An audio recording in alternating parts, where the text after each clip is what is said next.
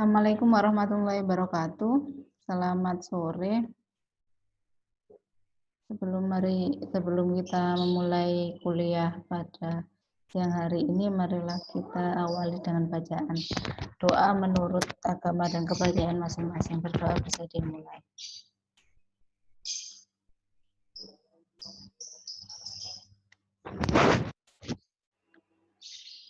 Suara saya bisa terdengar dengan jelas? Terdengar. Nah,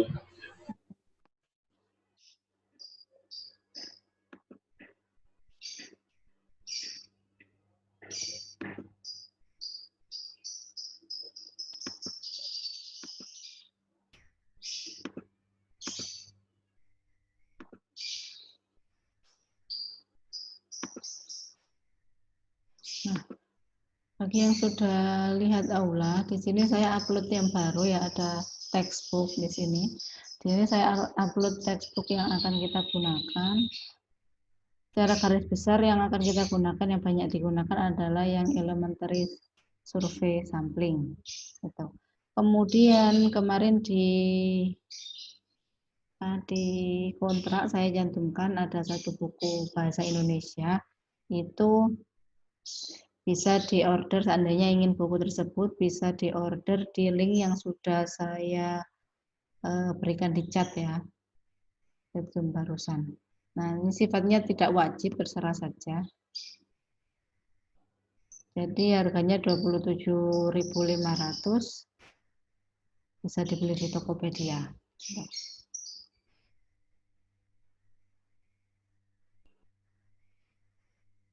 Kemudian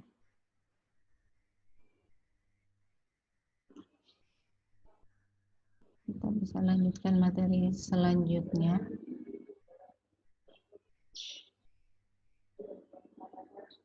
Jadi masih di simple random sampling.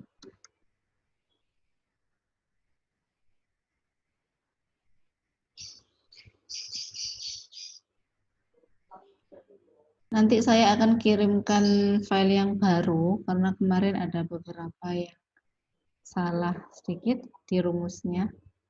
Jadi nanti bisa dilihat lagi. Misalkan di sini kemarin saya salah tulis. Jadi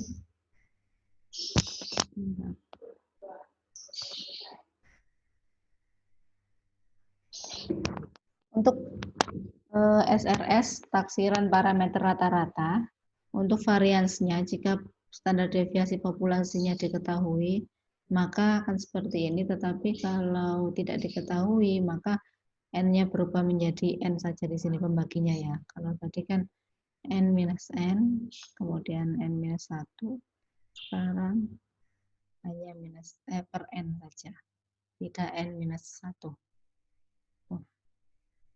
Kemudian saya lanjutkan. Jadi kemarin sampai sini latihan untuk menghitung ukuran sampel hubungan dengan menaksir parameter rata-rata. Selanjutnya di sini adalah taksiran parameter total atau kita simpulkan dengan tau. Ya. Jadi SAS atau SRS tanpa pengembalian dengan bobot yang sama. Jadi kita sudah belajar sampling acak sederhana dengan pengembalian dan tanpa pengembalian. Kemudian kita yang tanpa pengembalian kita juga bisa menghitung taksiran parameternya. Nah, untuk yang total ini khusus untuk SAS tanpa pengembalian dengan bobot yang sama. Maksudnya bobot yang sama itu adalah setiap elemen sampel mempunyai kesempatan yang sama untuk terambil sebagai sampel. Setiap elemen populasi memiliki peluang yang sama untuk terambil menjadi sampel. Nah, maka peluang terambilnya atau PI itu sama dengan ukuran sampel dibagi dengan ukuran populasi.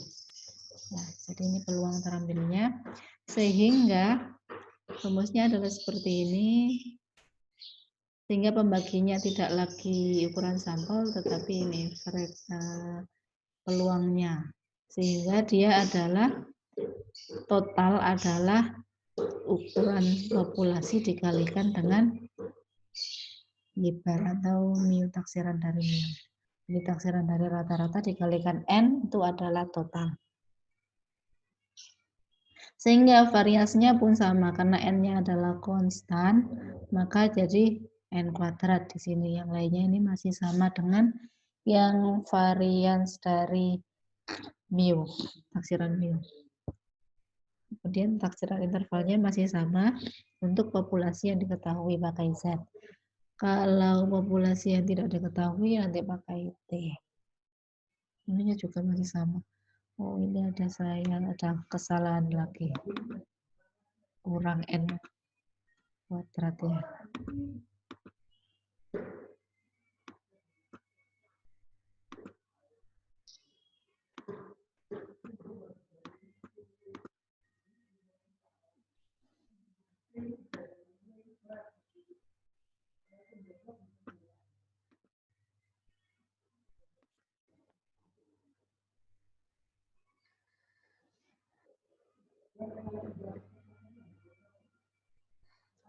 Kemudian ukuran sampel sehubungan dengan menaksir parameter total.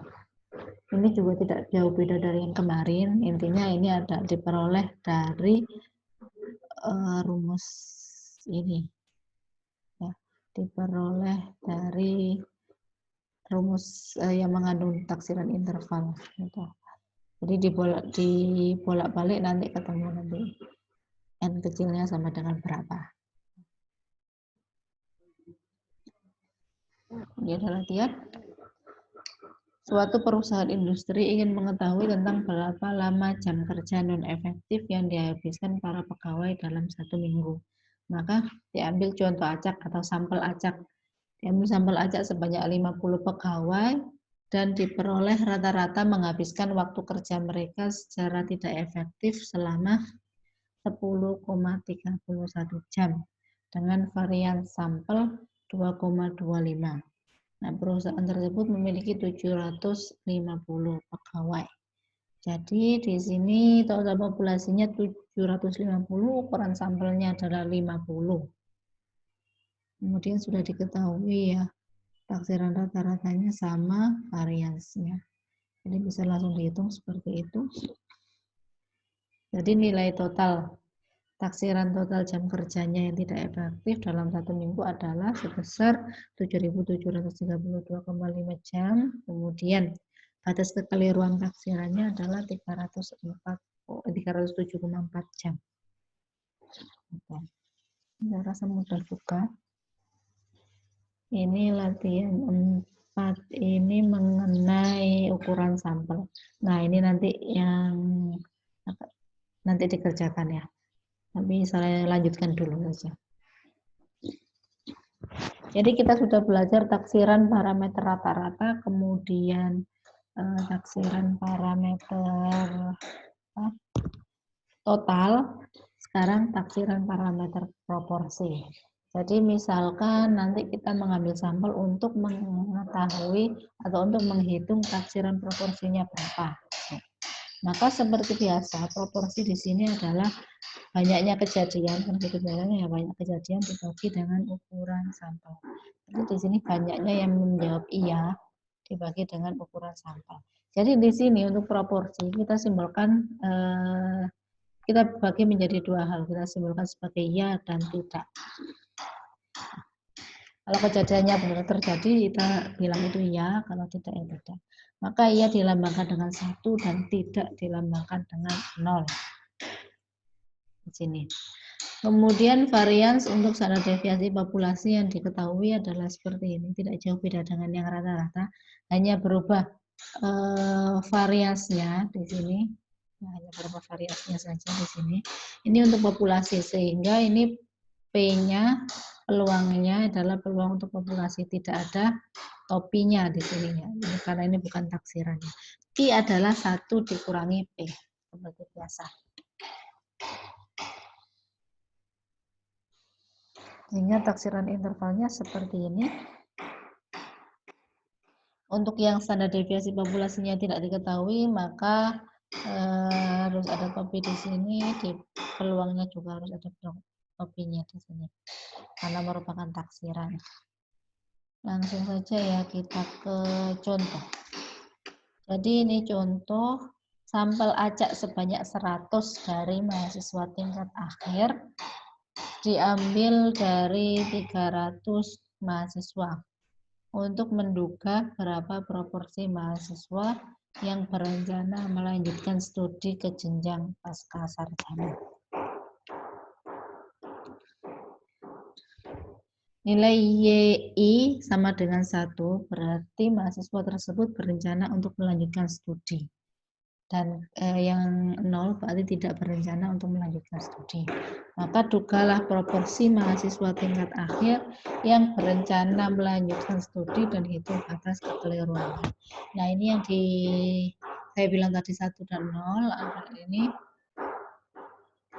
Maka tujuan kita kan menduga proporsi mahasiswa yang berencana melanjutkan studi ke jenjang pascasarjana. Berarti apa yang merupakan tujuan kita?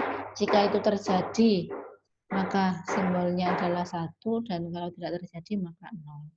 Sehingga ini setelah itu di total dan bisa lanjut ke perhitungan selanjutnya.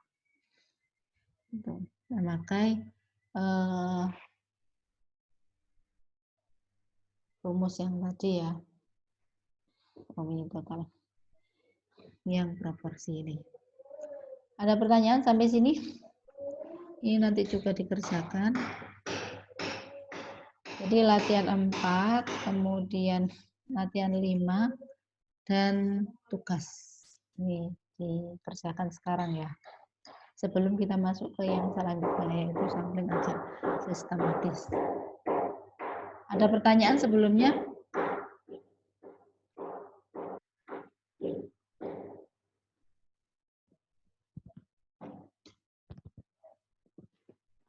Ada pertanyaan atau tidak? Kalau tidak ada pertanyaan, mungkin bisa langsung dikerjakan. Sebentar saya kirim dulu ya ke Aula ya.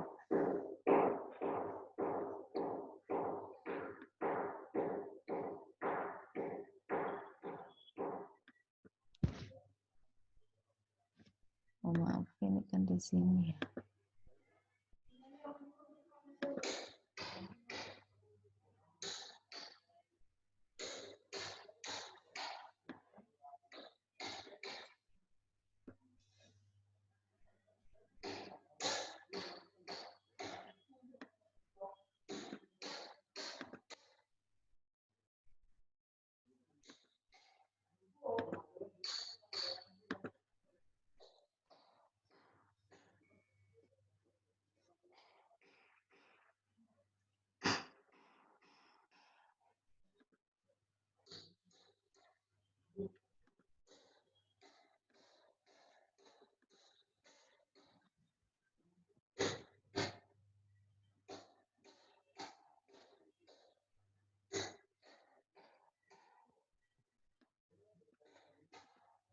Sudah ya, bisa di-download dan dikerjakan 3 latihan tadi.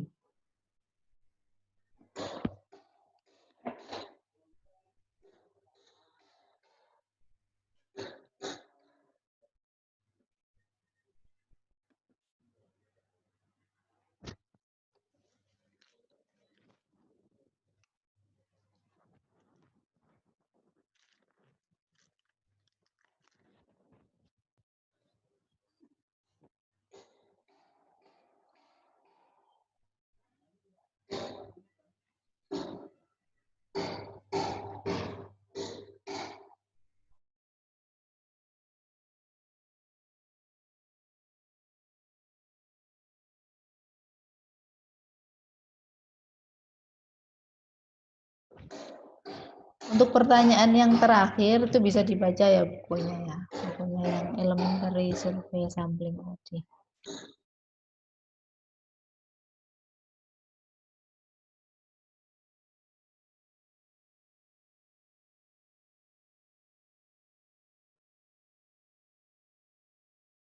Tugasnya yang ini.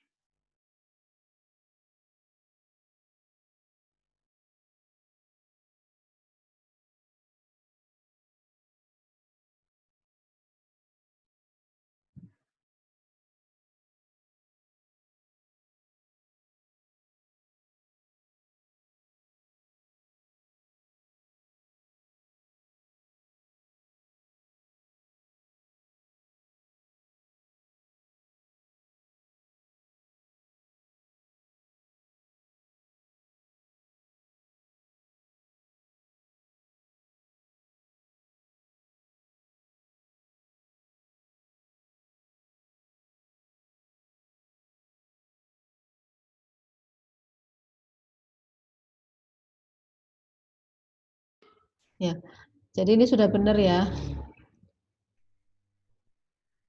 Jadi di sini kita gunakan ekspektasi sehingga bawahnya ketemu kalau dia adalah estimator tak bias. Ya. B tapi adalah estimator yang tak bias dari data B. Ada pertanyaan mungkin dari temannya?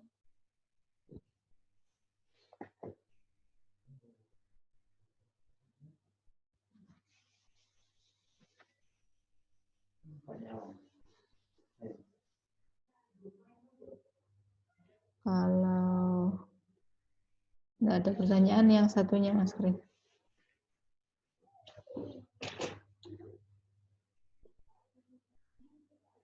Yang atas yang latihan 5, yang bawah untuk yang latihan 4.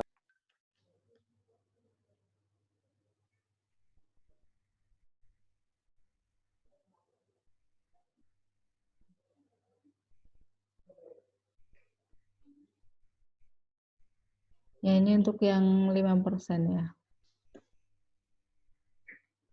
Oh iya, alfanya 5%.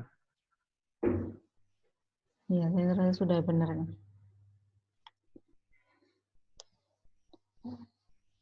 Sudah, ya sudah. Ya, baik, Bu. Terima kasih Mas Kris. Saya bisa jadikan host lagi.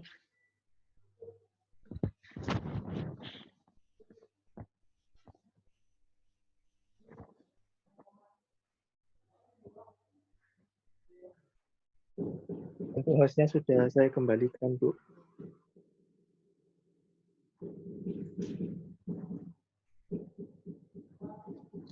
Jadi kita mulai yang selanjutnya ya. Jadi setelah sampling acak sederhana, kita mengetahui ada yang kedua adalah teknik pengambilan sampel sistematis atau systematic sampling. Jadi di sini kan sesuai namanya karena sistematis, berarti ini pengambilan sampelnya juga secara sistematis. Jadi langkah-langkahnya pertama kita harus cari informasi besarnya N atau ukuran populasinya. Kemudian kita menentukan sampel. Ya, bisa menggunakan formula untuk yang sampling acak sederhana. Ini nanti saya jelaskan di depannya, di belakang nanti. Kemudian kita tentukan K. Karena ini sistematis, berarti kita harus menentukan langkahnya. Langkahnya itu kita sebut dengan K. K ini adalah jumlah ukuran populasi dibagi ukuran sampel. Kemudian untuk yang pertama, ya, untuk yang sampel pertama itu kita harus mengacak bilangan 1, 2, sampai K. Misalkan ketemu K-nya itu 5, berarti kita harus memilih suatu bilangan M di mana dia itu lebih besar daripada 1, kemudian kurang dari K. Ini untuk yang pertama. Kemudian objek yang terpilih adalah objek ke M. Ya, yang pertama yang ke M, kemudian yang kedua M ditambah K, yang selanjutnya M ditambah 2K, dan seterusnya. Jadi sistematis menurut K-nya. Atau ini nanti ilustrasinya ya. Pertama, objek dalam populasi dibayangkan berada pada suatu barisan. Kemudian setiap K buah objek diambil secara acak dan sistematik satu objek. Jadi di sini anggap ada elemen-elemen populasinya dalam satu barisan ya. Misalkan populasinya adalah pengunjung supermarket. Jelas tidak ada daftar yang memuat semua pengunjung supermarket tersebut. Ya, ini misalkan. Kalau di SAS kan harus tahu jumlah pastinya. Kemudian misalkan peneliti memutuskan untuk mengambil 1 orang dari 5 orang yang masuk. Ini berarti 5 ini K ya. Maka pertama dilakukan pengacakan dulu apakah orang ke-1, 2, 3, 4, atau 5 yang terambil pertama. Nah, misalkan yang terpilih adalah orang yang keempat. Maka selanjutnya dipilih yang urutan masuk ke 9, 14, 19. Jadi pertama adalah orang keempat, kemudian selanjutnya orang keempat ditambah 5. Kemudian lagi kan 4 tambah 5 kan 9, 9 ditambah 5 lagi 14 dan seterusnya. Nah, kelebihannya di sini kerangka sampling itu tidak selalu harus terdaftar semua, tapi bisa berbentuk abstrak.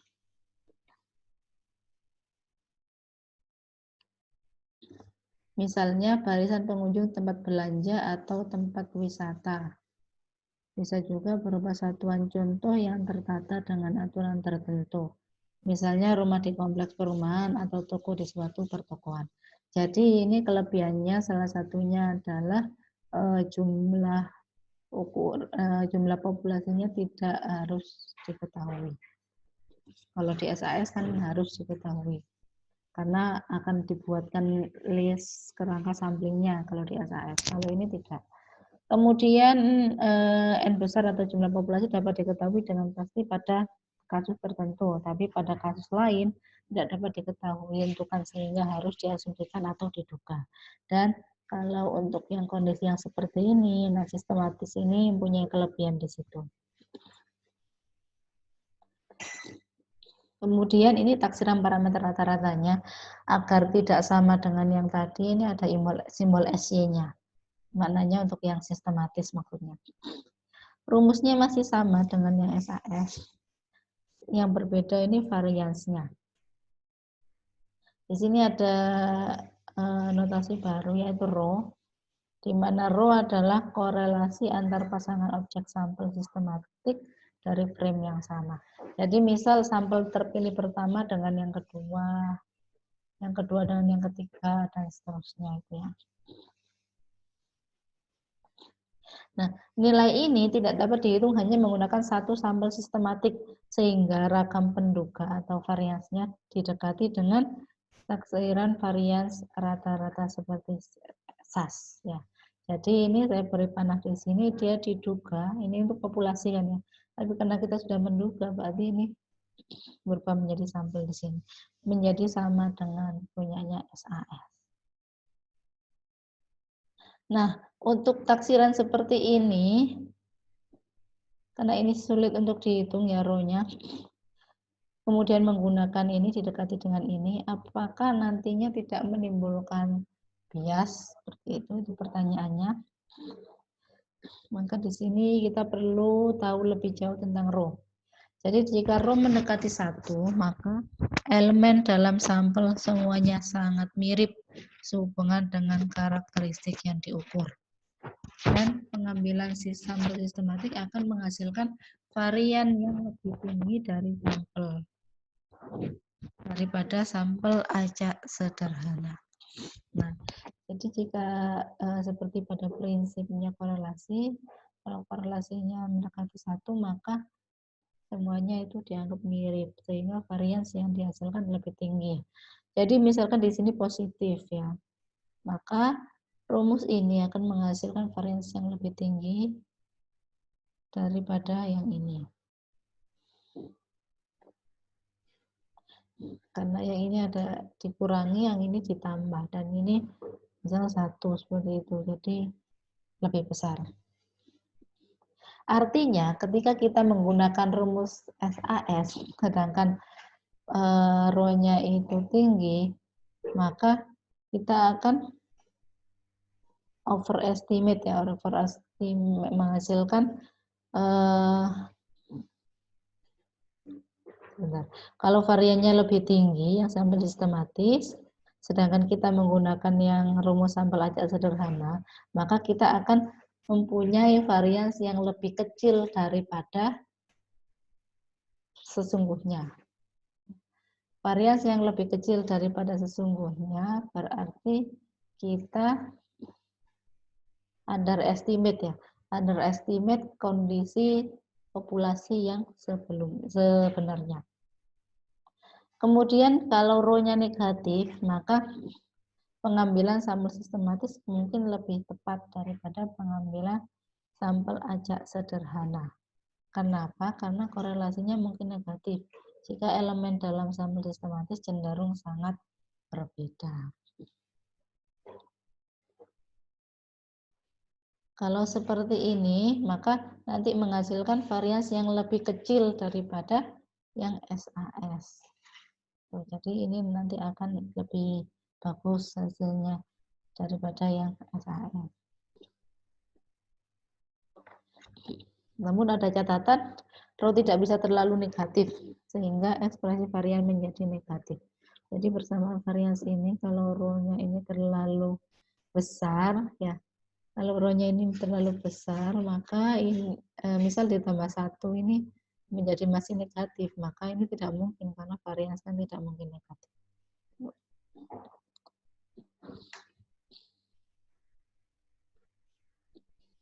Untuk rho-nya yang mendekati 0 dan N cukup besar, maka pengambilan sampel sistematis hampir setara dengan pengambilan sampel acak sederhana.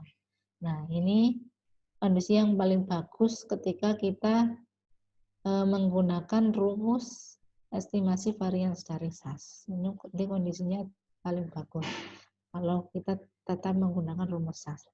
Karena kondisi populasi seperti ini akan mirip dengan kondisi populasi yang cocok untuk SAS. Nah, dalam situasi lain, rumus varians SAS dapat memberikan batas atas atau bawah yang berguna untuk varian sebenarnya dari pengambilan sampel sistematis. Maksudnya dalam situasi lain itu meskipun ini terkadang rumusnya ini terkadang itu membuat underestimate atau overestimate populasi yang sebenarnya, tetapi ini masih berarti atau masih berguna, rumus ini masih berguna. Misal untuk memberikan informasi batas atas atau batas bawah dari varians populasi yang sebenarnya. Untuk memberikan gambaran yang lebih detail lagi, maka di sini ada 3 tipe populasi. Kita membayangkan 3 tipe populasi. Yang pertama adalah populasi yang random. Ya, scatter plotnya seperti ini ya. Ini 6 jumlah urutan elemennya ya. Nomor elemennya. Elemen pertama sampai 100, misal ini nilai Y-nya. Kira-kira populasi apa yang contoh populasi yang seperti apa yang bisa menggambarkan kondisi seperti ini? Kira-kira apa? Yang nantinya sampelnya akan benar-benar random. Jadi saya beri contoh, misalkan nilai mahasiswa.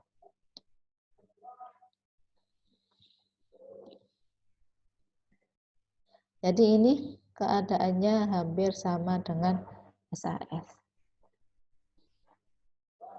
Kalau keadaannya hampir sama dengan SAS, maka rumus dari SAS ini akan berfungsi dengan baik. Contoh di sini nilai mahasiswa. Jadi memang benar-benar random ya. Misalkan nilai beberapa mahasiswa itu ya memang benar-benar random ya. Kalau nilai mahasiswa. Kecuali ada tendensi untuk ada kecurangan di situ atau ada kebocoran dan seterusnya. Yang kedua adalah populasi yang terurut. Jadi ini ada tren ya dari mungkin dari yang nilai tren naik atau mungkin tren menurun, pokoknya ini terurut di sini. Contohnya apa? Contohnya adalah sisa kredit misalkan. Ada nasabah lama ke nasabah yang baru. Jadi nasabah lama itu cenderung sisa kreditnya kecil. Gitu ya. Ya meskipun tidak bisa digeneralisir seperti itu, tapi cenderung nasabah lama itu sisa kreditnya kecil, kemudian nasabah baru sisa kreditnya itu cenderung besar.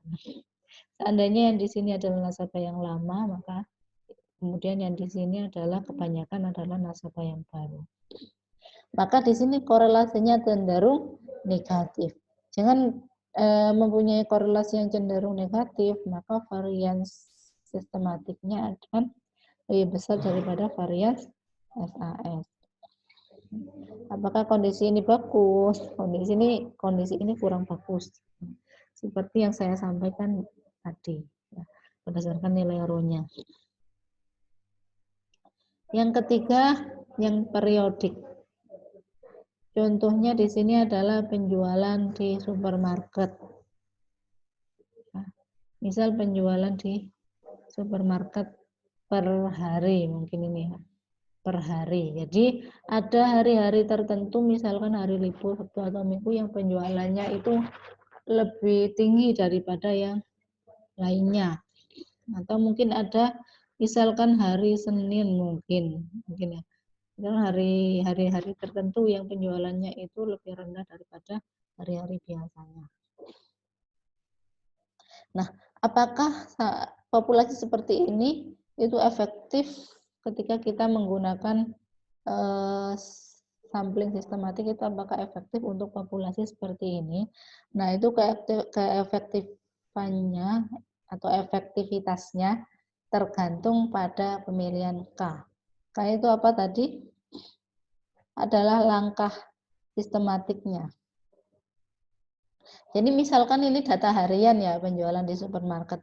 Ketika kita itu memilih K-nya itu 7, ya, berarti secara otomatis kita akan mengambil misalkan hari yang terpilih untuk pertama adalah hari Jumat.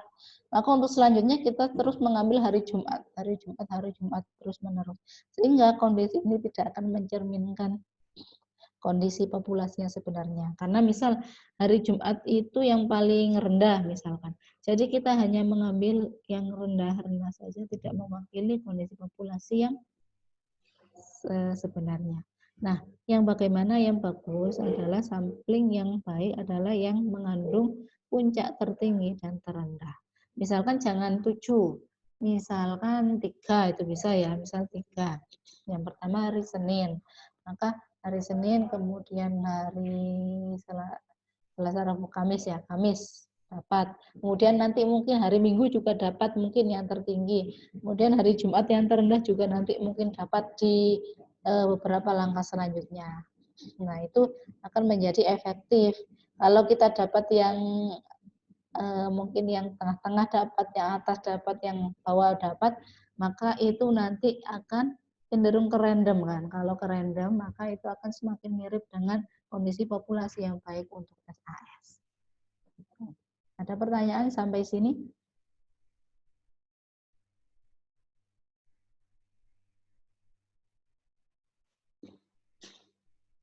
Nah, untuk yang selanjutnya tadi kan saya hanya menyajikan yang untuk taksiran parameter rata-rata. Selanjutnya tetap ada seperti yang tadi, yaitu taksiran parameter total, kemudian taksiran parameter proporsi. Ya. Tetapi bisa dilihat sendiri di textbook ya. Saya rasa saya tidak perlu merangkumkan di sini. Kemudian ada tugas, yaitu kerjakan latihan 7.3 dan 7.6 pada textbook elementary survey sampling. Ya. Ini mungkin bisa dikumpulkan kapan ya? 2 nomor saja, sekarang jam berapa? Jam 4.40. Mungkin bisa dikumpulkan pada hari Minggu ya, bisa ya? Di aula. Pukul berapa ya, Bu? Jadi 359. Oh ya. Saya cuma 2 nomor saja. Itu. Ada pertanyaan?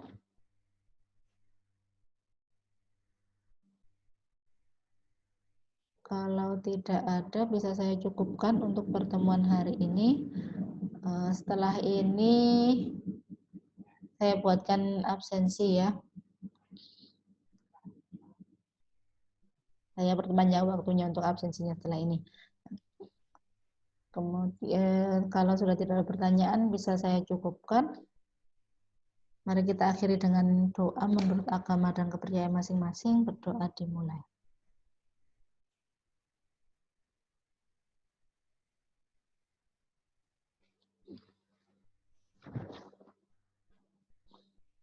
Saya akhiri. Assalamualaikum warahmatullahi wabarakatuh. Selamat sore.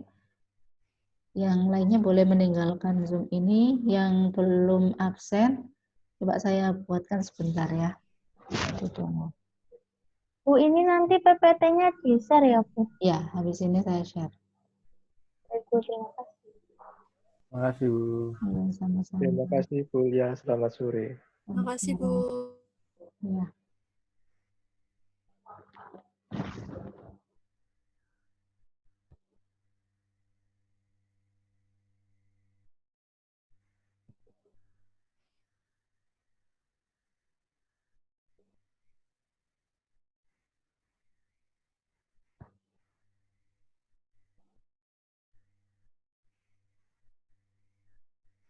Sebentar.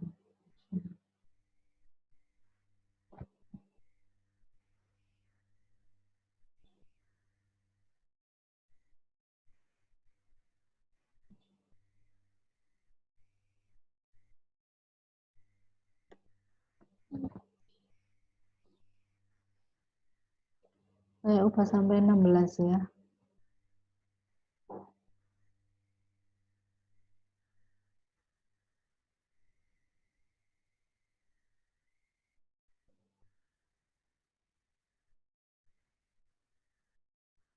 Nah, silakan absen. Saya tutup Zoom-nya. Bagi yang masih kesulitan mungkin bisa WA saja nanti ya. Bu, ini masih Iya. belum bisa absen. Loh, kenapa? Sekarang kan sudah lebih jam 4, Bu. Oh iya ya. Lupa. Jam 5 ya harusnya. Ya,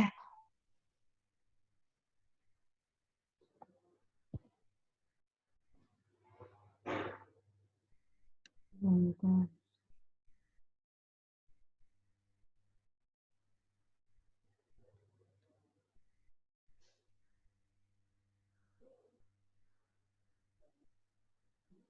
Sudah.